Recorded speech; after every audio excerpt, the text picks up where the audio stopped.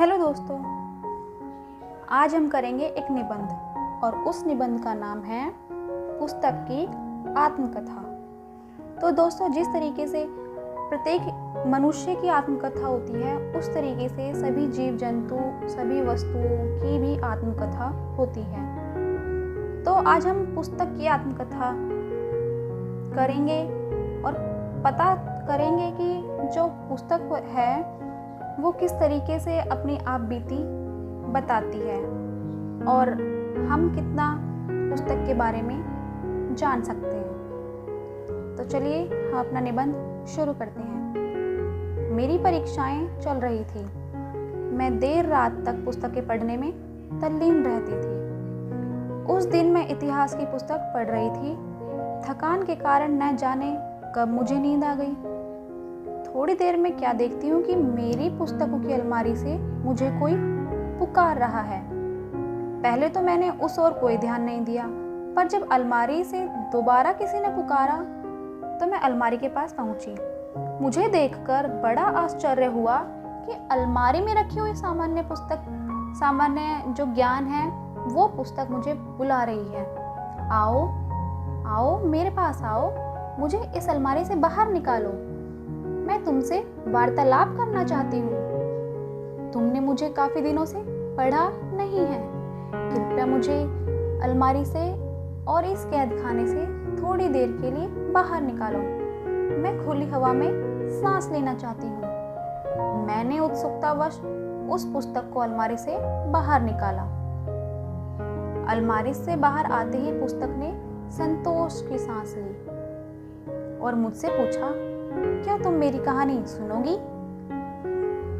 तभी मैं बहुत हैरान हो गई और बोली, हाँ अवश्य, मैं तुम्हारी कहानी अवश्य सुनूंगी। पुस्तक ने अपनी कहानी सुनानी शुरू की।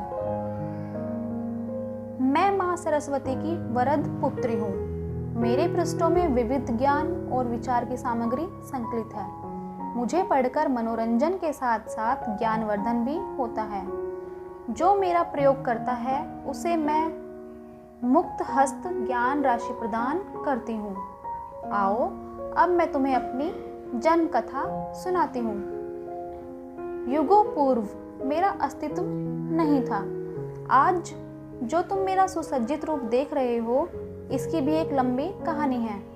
जन्म से पहले मैं अपने रचनाकार के हृदय में सूक्ष्म विचारों के रूप में तरंगायित हुआ करती थी।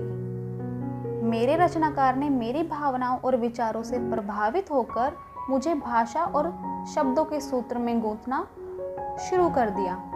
मैं उसकी साधना से प्रसन्न होकर उसकी भाषा और शब्दों के भीतर बैठ गई। मेरा रचनाकार अपनी उस रचना पर आनंदित हो उठा और मुझे भी अपने नए रूपों में अत्यंत हर्ष का अनुभव हुआ।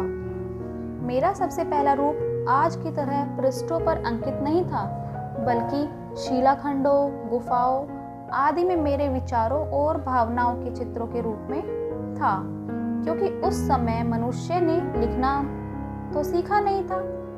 धीरे धीरे मनुष्य के ज्ञान में बढ़ोतरी होती गई, वृद्धि होती गई और उसने भाषा और शब्दों का प्रयोग करना सीख लिया। इससे लेखन कला का विकास हुआ और मनुष्य ने मुझे भोजपत्रों एवं ताड़पत्रों पर लिखना शुरू कर दिया। मैं इस रूप में आज भी कई संग्रहालयों में सुरक्षित हूँ। भोजपत्रों और ताड़पत्रों के युग के बाद कागज का युग आया। कागज का आविष्कार होने के साथ ही मुझे कागज पर लिखा जाने लगा। सर्वप्रथम चीन के लोगों ने कागज का निर्माण कर उस पर मुझे लिखना शुरू किया। चीन वालों ने ही अन्य देशों को यह ज्ञान दिया। जब मुद्रण कला का विकास हुआ तो मेरा रंग रूप बिल्कुल बदल गया। मैं अपने प्राचीन रूप के स्थान पर नए नए सुंदर रूपों में तैयार की जाने लगी। अपने वर्तमान स्वरूप को प्राप्त करने के लिए मुझे अनेक कष्ट सहने पड़े हैं। इसके लिए मेरी पांडुलिपि को टाइपसेटरों को दिया गया। उन्होंने मुझे टाइप करके एक सूत्र में बांधा। तरह तरह के डिजाइनों द्वारा मेरे रूप को निखारा गया। मेरे मुख्य पृष्ठ को सुंदरता से सजाया गया। इसके बाद मुझे छापे खाने की मशीनों में छपने के लिए भेज दिया गया। छपाई के बाद मुझे जिल्द बांधने वाले के पास भेज दिया गया, जिससे मुझे सही आकार मिल सके। सुइयों से मेरे अंग अंग को छेद कर मुझे सुदृढ़ किया। मैंने ये सभी कष्ट बड़े ही धैर्य के साथ सहे, क्योंकि मैं जानती थी कि जीवन में कुछ पाने के लिए कष्ट तो सहने ही पड़ते हैं, तथा जो मनुष्य कष्टों से घबरा जाता है वह जीवन में आगे नहीं बढ़ पाता। एक बात और बताती हूँ।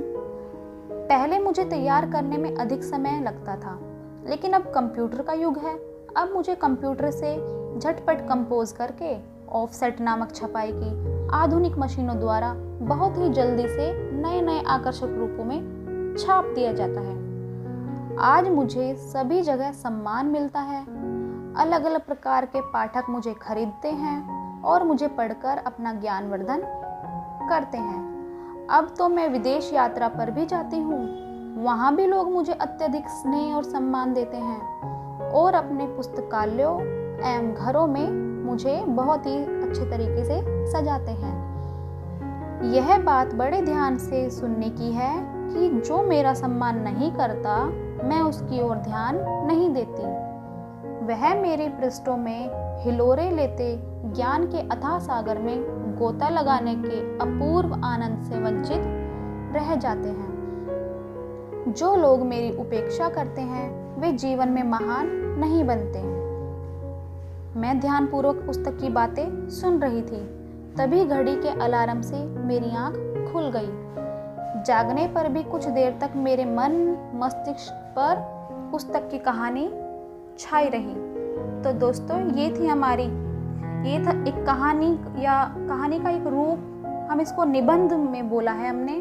और ये एक ऐसा निबंध है कि पुस्तक ने खुद अपनी आत्मकथा हमें बताई है कि उसका शुरुआत कैसे हुई, उसकी जीवन काल कहाँ से लेकर कहाँ पहुँच गया है।